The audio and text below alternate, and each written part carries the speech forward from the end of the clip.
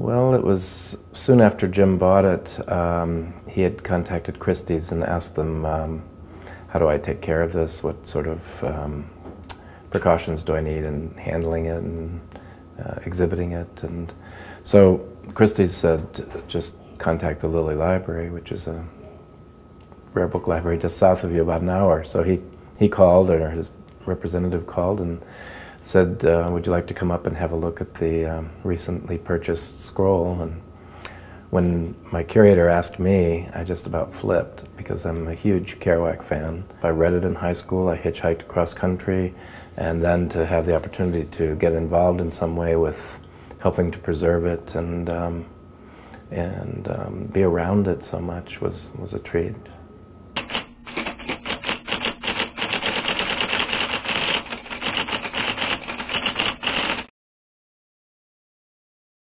To read the whole thing as I was going through, I went and just rolled it very carefully and looked at every inch of it, both sides. The edges are a little rough, and so I noted every little tear and defect and things that we might want to consider repairing at some point in the future, and just so I could give Jim kind of a benchmark of where the scroll was now and what it might need in the future to keep it in good shape. And so at the same time you start reading it, and then you start realizing how different it is from the published text. And it was so exciting to find passages, whole passages that were very, very different from the published version.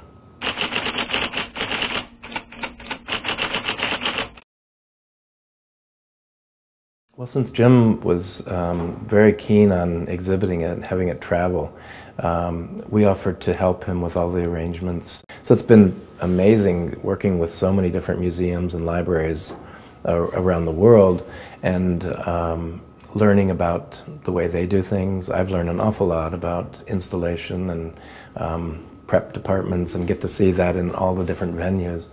So we've been really lucky and had really good people working with us all the way.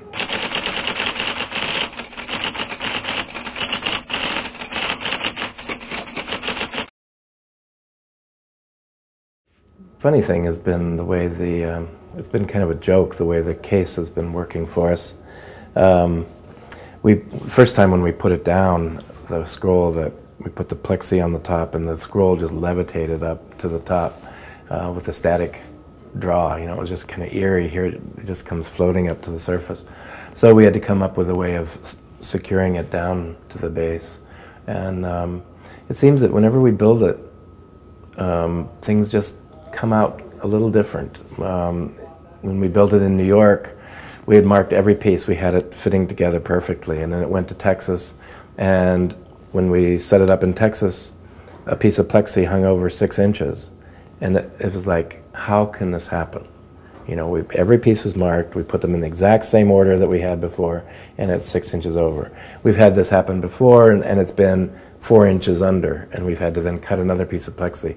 And it's just, I don't know, it's just kind of this joke about that somehow Jack's messing with the case and just playing with it on, you know, as we're treating it so seriously, this thing, and just that little element of surprise that comes up every time. That's been kind of fun.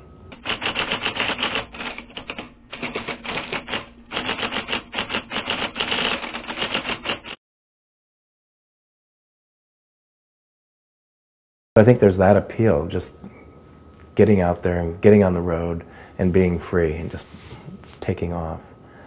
That's what it was for me the first time I read it. And then Kerouac said he took off with $50 in his pocket, and that's what I did. I had $50 and headed to California with no idea of where I was going, no maps, no anything, just heading west on I-80.